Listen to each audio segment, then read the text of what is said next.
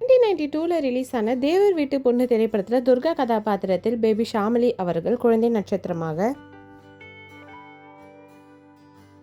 கண்ணம்மா கதாபாத்திரத்தில் நடிகை ஸ்ருதி அவர்கள் சைக்கிள் ஷாப் ஓனராக,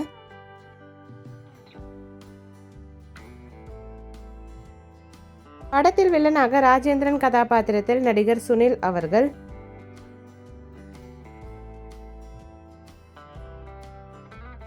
குக் கதாபாத்திரத்தில் நகைச்சுவை நடிகர் சார்லி அவர்கள்,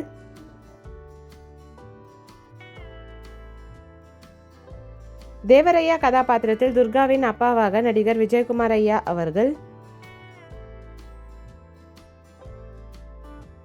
கணக்கு பிள்ளை கதாபாத்திரத்தில் படத்தில் வில்லனாக மறைந்த நடிகர் SS சந்திரனையா அவர்கள்,